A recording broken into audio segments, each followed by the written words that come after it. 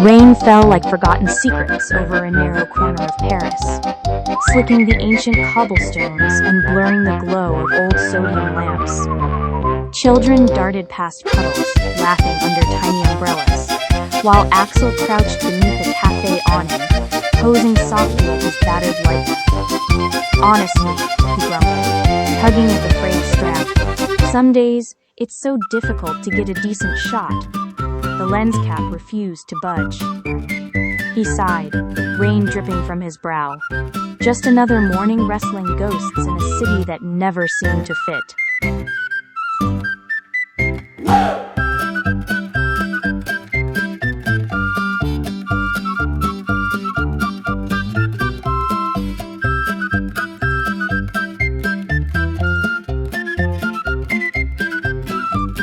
You know, she said, stirring her espresso, most people just buy new gear when theirs starts talking back. You know, she said, stirring her espresso, most people just buy new gear when theirs starts talking back. And miss out on character? He tapped the camera's body. This one's seen revolutions, mine's just beginning. She studied him, the way his eyes softened when he spoke about light, not lenses. So what's your revolution about? He met her gaze. Truth. The kind that doesn't need retouching. A pause. Then, with a sly tilt of her chin, only if you promise not to airbrush my soul.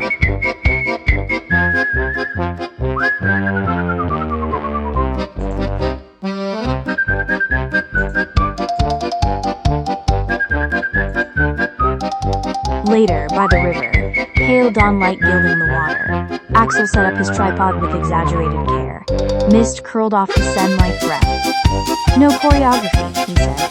Just walk, laugh, forget I am here. Remikat wrapped a silk scarf around her neck, the fabric catching the first gold of morning. What if I trip into the Seine?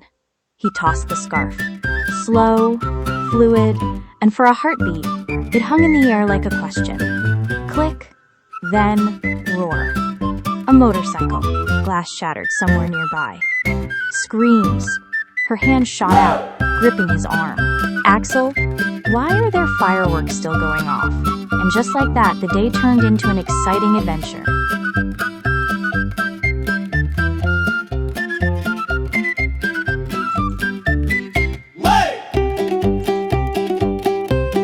In a narrow alley, reeking of wet brick and old wine, Axel pulled a small metallic capsule from his coat. It felt heavier than it should.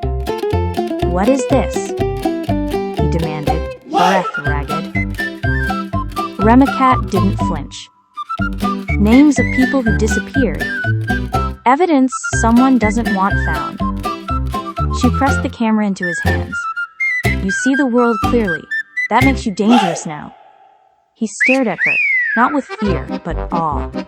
You're not just a model, are you? I am whoever I need to be, she said. But right now, I am the one keeping you alive. A shadow moved at the alley's mouth. Rifle glint. Run, she whispered.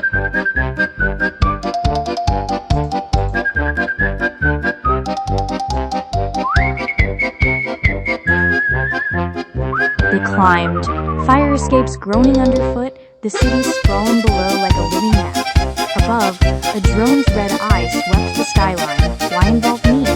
Axel panted as they reached the roof. Because you look at people like they matter, she said, turning to him. Even strangers, especially strangers. Gunfire cracked the air. They ducked behind a vent. And because, she added almost shyly, I wanted someone to remember me as more than a face in a magazine. He touched her cheek. I already do.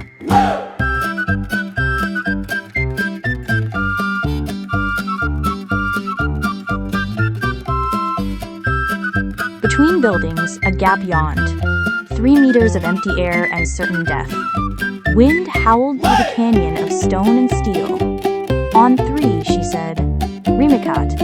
1, 2, she leapt, landed cleanly, turned, held out her hand. He jumped, slipped, fingers scrabbling at the edge. She caught him, pulled with everything she had. They collapsed in a heap, hearts hammering. Next time, she gasped, we take the stairs. He laughed, breathless. Where's the romance in that?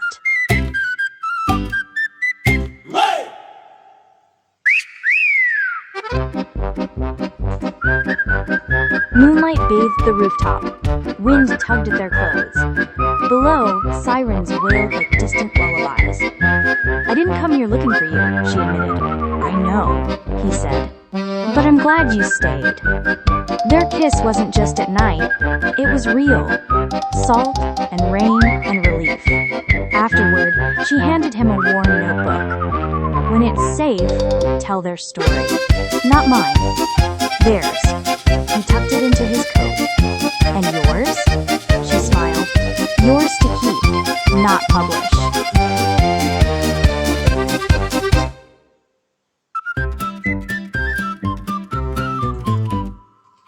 Weeks later, high above the clouds in a 747, Tarzan swung across the cabin screen. Outside, stars glittered like scattered diamonds. Axel watched the empty quay below through the window, camera in hand. Some pictures don't just capture moments, they change destinies.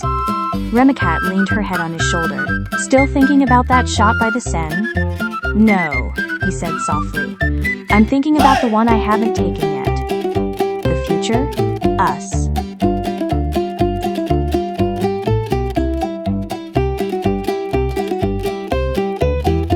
In Berlin, drums pounded like a heartbeat in the square. Axel pretended to photograph street performers, but his eyes tracked every passerby. Remikat accepted a bratwurst from a vendor, then knelt to tie a child's loose shoelace. Casual, calm, cover, perfect. Stay close, Axel murmured. She didn't look up. Always. Then, a flicker in a shop window. Charcoal coat. Cold stare. He took her hand. Time to go. She squeezed back. Your way, photographer.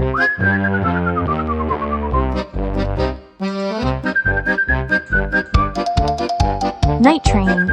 Candlelight flickered in glass holders. Rain streaked the windows. Axel groaned as he dropped his bag. This camera's gained weight, or I've lost strength. Remikat pulled out a tiny toy plane. For long journeys, I play Maze Flyer. Helps me remember there's always a way through. He raised an eyebrow. Is that code? Maybe? She smiled. Or maybe I just like flying pretend planes with you. Outside, the world blurred past. Forests, towns, borders. But inside, for the first time, they felt anchored.